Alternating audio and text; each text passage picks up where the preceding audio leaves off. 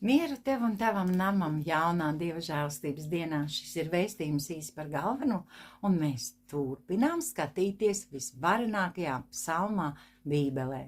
91. psalms, un mēs sāksim ar 4. pantu. Tātad, mēs jau runājām par to, ka tas, kurš dzīvo visaugstākā patvērumā, sarunājas ar Dievu, uzticas Dievam un paļaujas uz viņu. Un tad Dievs mūs glābi no visām mūsu nelaimēm. Bet tālāk viņš saka, viņš, tas kungs, tevi sēdz ar saviem spārniem.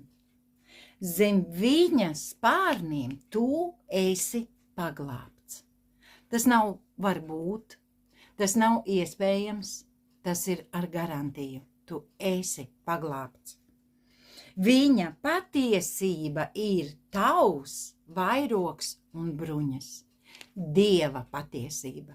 Ne tā patiesība, ko rāda tavas acis vai runā tava miesa, bet tā patiesība, ko saka Dievs. Tas, ko teicis Dievs, ir vienīgā patiesība. Un šāda patiesība ir mūsu vairogs un mūsu bruņas. Ko tas nozīmē? Tas nozīmē, ka ir jāatjaunojas savā prātā un jādomā tā, kā domā Dievs. Tu teiksi, no kurienes es varu zināt, kā domā Dievs? Te ir teikts, kā domā Dievs.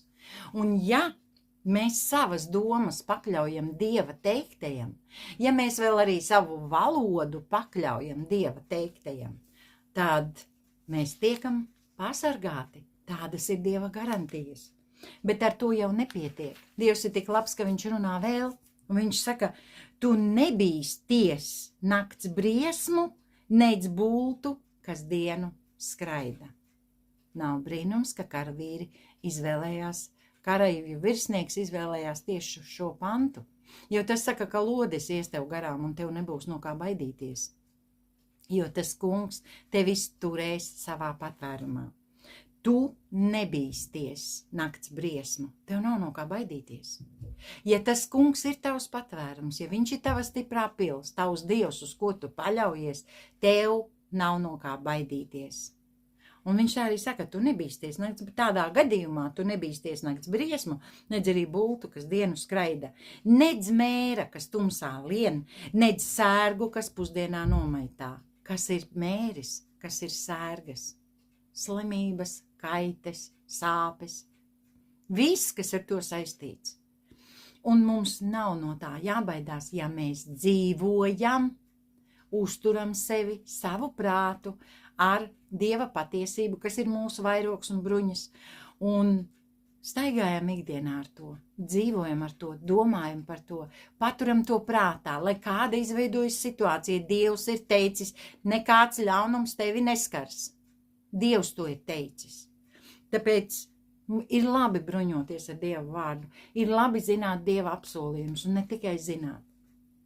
Pavisam nesen man bija iespēja klausīties atkal vienā no manām brīvdienām, man bija iespēja klausīties Kenetu Koplendu. Un mani ļoti sasildīja jau sen dzirdēta frāze, kurā viņš saka, tas vārds, kuru tu lasot uzgavilē, ir tavs apsolījums, kuru Dievs noteikti tavā dzīvē piepildīs. Man ir vairāki tādi apsolījumi, tev tādi ir. Un šeit viņš saka, tu nebīsties nakts briesmu, nec bultu, kas dienu skraida, nec mēra, kas tumsā lien, nec sērgu, kas pusdienā nomaitā. Tās ir garantijas Dieva patvērumā esošam ticīgam cilvēkam. Tās ir Dieva garantijas tev, ja tu esi Kristum piederošs.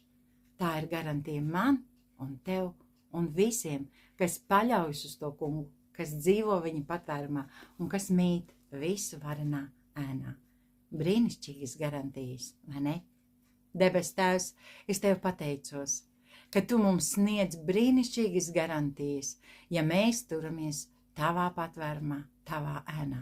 Un tiešām, Tēvs, tava patiesība ir mans vairogs, manas bruņas, un tāpēc mēs nebīstamies ne no kā, kas mūs šodien varētu mēģināt sabojāt. Tu esi devis mums savu autoritāti, savu spēku, savu gudrību. Kungs, atgādini mums savus apsolījumus, lai mēs to tavā priekšā šodien varam apliecināt. Paldies Tev, Tēvs, par visu labo, ko Tu mums dod šodien. Es slavēju Tevi un pateicos Jēzus vārdā. Āmen. Āmen.